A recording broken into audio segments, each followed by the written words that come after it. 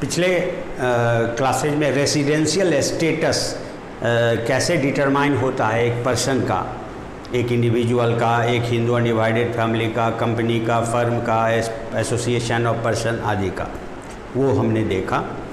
अब हमें इस हिस्से में देखना है टैक्सेबिलिटी ऑफ इनकम, यानी फर्स्ट केस में करदाता का रेसिडेंशियल स्टेटस, निवासीय स्थिति इन इंडिया, किसी पर्टिकुलर प्रीवियस ईयर में क्या है वो कैसे तय करेंगे, इस बात का रूल्स एंड प्रोविजंस हमने देखा।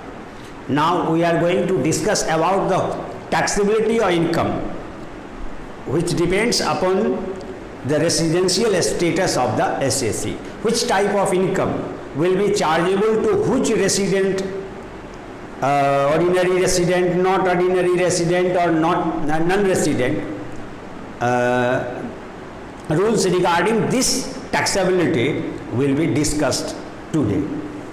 आज हम उसी चीज़ की चर्चा करेंगे, कौन सा इनकम किस रेसिडेंशियल स्टेटस वाले के लिए टैक्सेबल होगा, कौन सा नहीं होगा।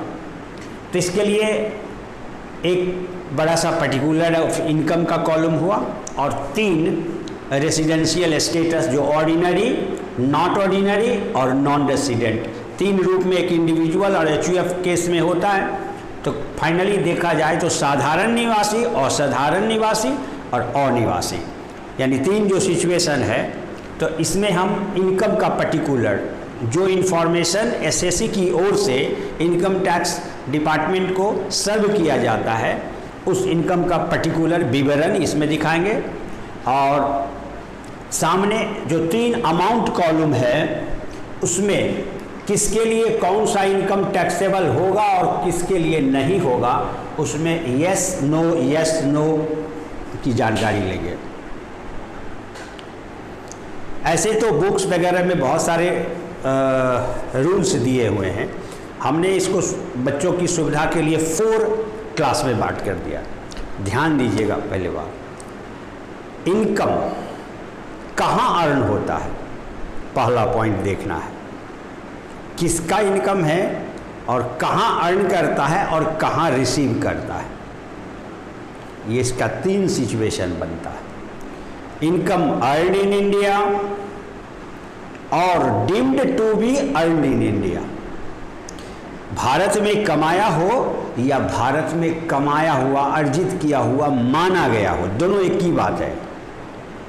इनकम्स अर्न इन इंडिया और deemed to be earn in India, पहली बात, यानी इनकम का अर्निंग कहाँ हो रहा है ये देखना है। और दूसरी बात देखना है कि अर्न किया है, रिसीव कहाँ किया, इनकम की प्राप्ति कहाँ हुई। ये 2 घटनाएं इनकम के संबंध में महत्वपूर्ण है। These 2 events, earning of income and receiving its payment, both events related to income are the major events that must be properly identified, because this will decide that any income will be taxable for whom or for not for whom, यही चीज़ तय करेगा। इसलिए ध्यान से देखना होता है कि इनकम कहाँ कमाया और उसकी प्राप्ति कहाँ हुई। तो 3 सिचुएशन बनेगा, इंडिया में कमाया, कहीं विदेश में पाया, विदेश में कमाया, इंडिया में पाया, इंडिया में कमाया, इंडिया में पाया, इंडिया से बाहर कमाया, इंडिया से बाहर पाया। 4 सिचुएशन बन गया, 3 ही हम बोल रहे थे, 4। Income earn in India, received elsewhere, income received in India, earned elsewhere, income earned and received both in India and income earned and received outside India और एल्सवेयर इंडिया। यानी दोनों घटनाएं, कमाने की घटना और पाने की घटना में से, दोनों इनकम की में से इनकम के रिलेटेड दोनों घटना में से कोई भी घटना इंडिया में होता है, या तो पाने का या कमाने का, तो that income will be taxable fully 100% taxable in the hands of all 3 types of the residential status SSC, चाहे वो रेसिडेंट हो, नॉन रेसिडेंट हो, ऑर्डिनरी हो, नॉट ऑर्डिनरी हो, टैक्सेबल होगा।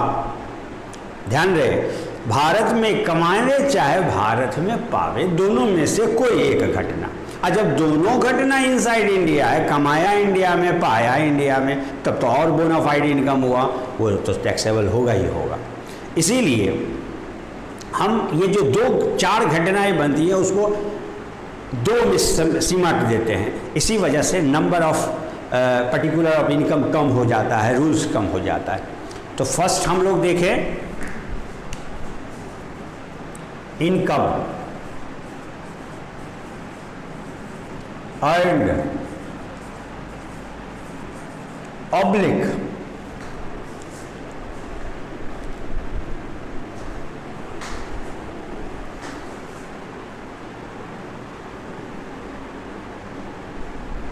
इनकम अर्न्ड और रिसीव्ड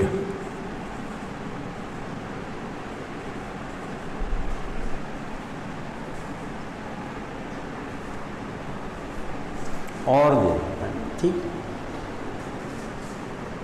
इन इंडिया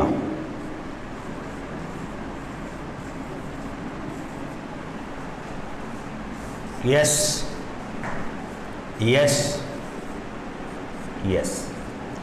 भारत में कमाना या भारत में पाना, ये दोनों घटना घटे तब भी, इन दोनों में से कोई घटना इंडिया में घटे तब भी, तीनों दशा में टैक्सेबल होगा, है ना।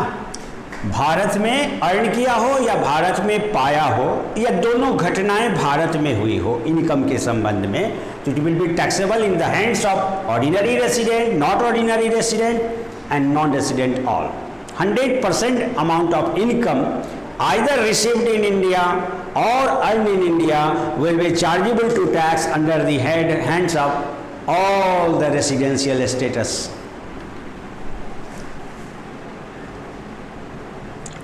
Now, incomes earned and received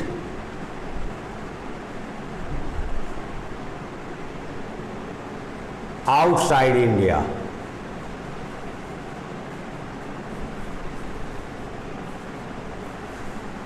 दोनों घटनाएं बाहर है।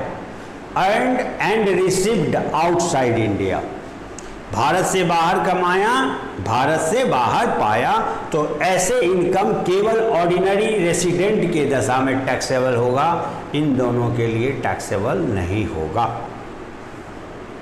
ठीक। एंड थर्ड इनकम है income earned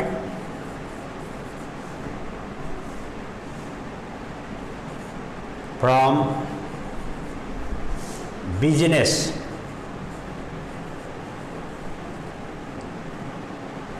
situated outside India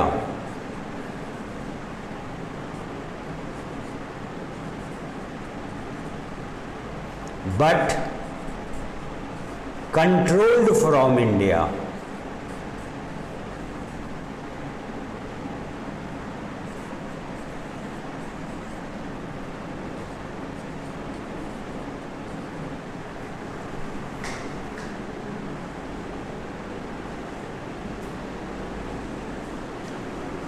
Yes, yes, no. Income earned from a business situated or located or set up outside India.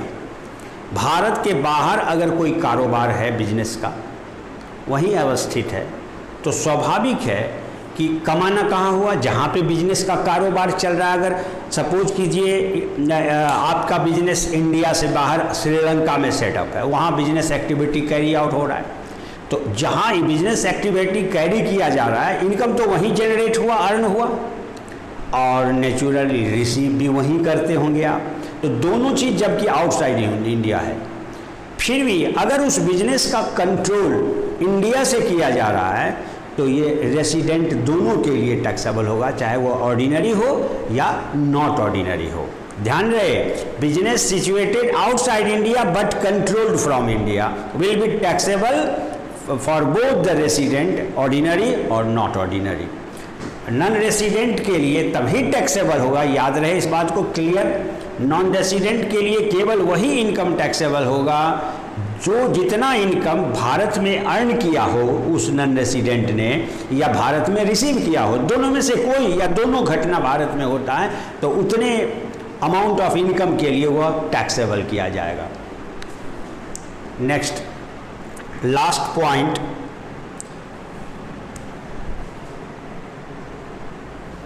Very important, income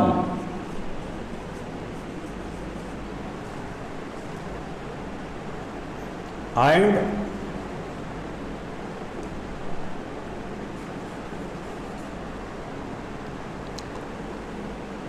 and received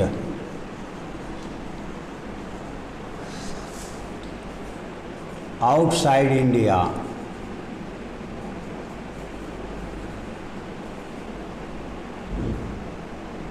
in earlier year but sent to India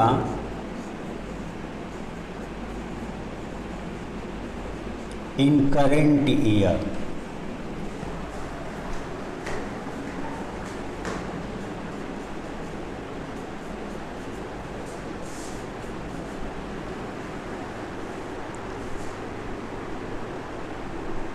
ये fourth point कहता है income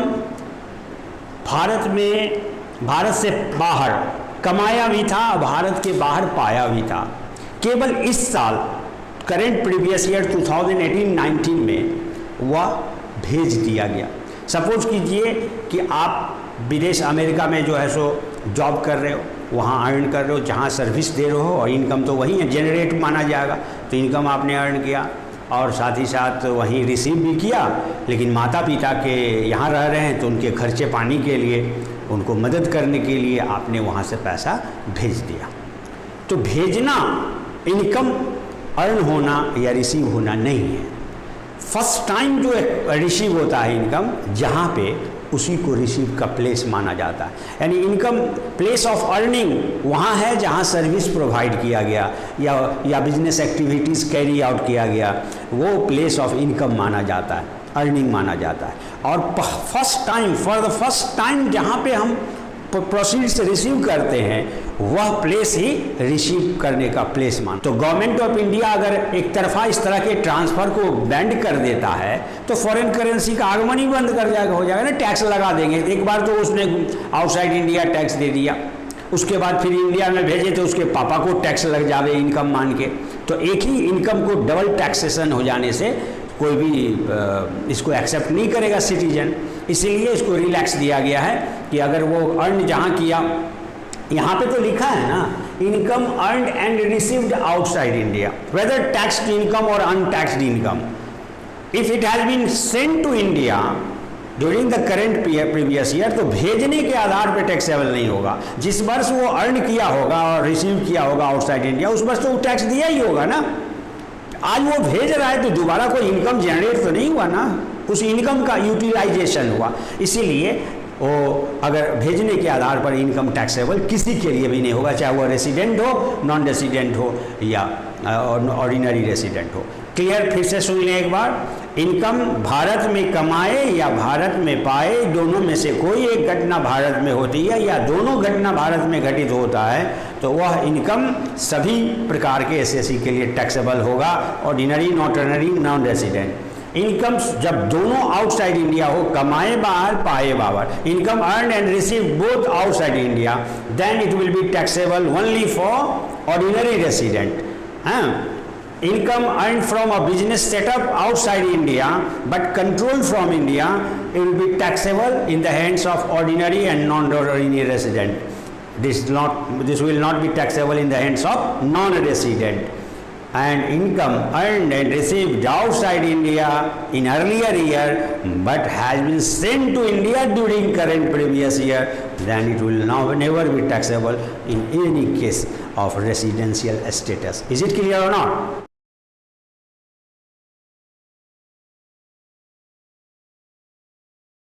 हाँ, dividend received from a domestic और Indian company is fully यानी 100% exempted from tax under section 1034, यानी धारा 1034 के अंतर्गत एक भारतीय कंपनी से, घरेलू कंपनी से प्राप्त डिविडेंड फुल्ली एग्जेम्प्ट है, चाहे वह एसएसी रेसिडेंट हो या नॉन रेसिडेंट हो, किसी के लिए भी taxable.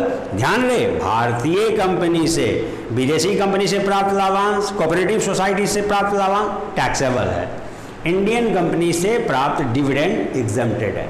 Now second, income from agricultural land in India, भारत में स्थित कृषि भूमि, चूंकि भारत एक कृषि प्रधान देश है इसीलिए एग्रीकल्चर इनकम को यहाँ एग्जेम्प्ट कर किया जा चुका है। तो इंडियन टेरिटोरी में जो लैंड सिचुएटेड है उससे जो एग्रीकल्चर इनकम आ रहा है that will be exempted from tax 10(1) section 10(1), पहला धारा एग्जेम्पशन का है, पहला। और अगर ये विदेश में, पाकिस्तान में मेरा एग्रीकल्चर लैंड है, वहाँ एग्रीकल्चर से इनकम आ रहा है, दैट विल बी टैक्सेबल। किसी भी आउटसाइड कंट्री, आउटसाइड इंडिया अगर हमारा जो है सो लैंड है एग्रीकल्चर और वहाँ से एग्रीकल्चर एक्टिविटीज से इनकम आ रहा है, that will be taxable for me because I am ordinary resident. Income earned outside India and received outside India both will be taxable for me. I have earned agriculture income from the land situated at Pakistan will be taxable to me. तो share in profit received by a partner from his firm is exempted from tax under section 10(2)(a। उसी प्रकार से Hindu undivided family का जो भाई होता है, 4 भाई है, चारों भाई में बंटवारा होगा प्रॉफिट का, जो भी इनकम आएगा तो शेयर एक हिस्सा एक भाई को मिलेगा ना। तो चूंकि एक फैमिली ही उस इनकम पर टैक्स दे चुका है और उस टैक्स देने के बाद जो प्रॉफिट बचा उसको डिवाइड किया गया तो दोबारा उस पर टैक्स नहीं देना होगा इंडिविजुअल भाइयों को। उसी प्रकार से partnership firm is an assessee and income earn by a partnership firm is taxed by the income tax department. After taxation the remaining amount of profit is distributed among partners in their profit sharing ratio, so then it will not be taxable again in the hands of partner. So these are the exempted income from tax.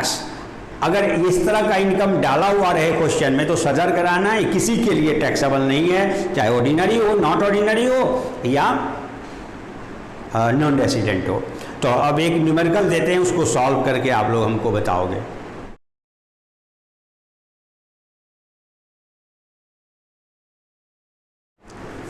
तो ये numerical है जो अभी taxability का chart बताया गया है, उसी आधार पे आपको टैक्सेबल इनकम तीनों ही रेसिडेंशियल स्टेटस में, ऑर्डिनरी में कितना टैक्सेबल होगा टोटल, नॉट ऑर्डिनरी में कितना होगा और नॉन रेसिडेंट में कितना हुआ। तो उसी प्रकार का 3 अमाउंट कॉलम एंड एक बड़ा सा पार्टिकुलर ऑफ इनकम का कॉलम बना के आपको सॉल्व करना है। सारे इनकम को पर्टिकुलर ऑफ इनकम में लिखना है और उसमें से 3 जो कॉलम है नॉट ऑर्डिनरी, ऑर्डिनरी और नॉन रेसिडेंट, उसमें से कितना किस में जाएगा अमाउंट या नहीं जाएगा ये आपको तय करना है उस रूल के मुताबिक, रूल चार्ट जो हमने बताया था उससे। तो बेहतर होगा कि अभी आप लोग पॉज कर लें और राइट डाउन कर लें इस क्वेश्चन को। हाँ, नोट डाउन करने के बाद आप उसको अपने स्तर से सॉल्व करें। सॉल्व करने के बाद मैं इसका सॉल्यूशन दूंगा, उसको बाद में टैली करके आप देखें कि आपका करेक्ट है कि नहीं। अगर उसमें कोई कमी हो तो फर्दर क्वेरी करके आप क्लियर ले सकते हैं कि क्यों ऐसा हुआ, है ना। तो सब हम लोग बाद में डिस्कशन कर लेंगे। ओके।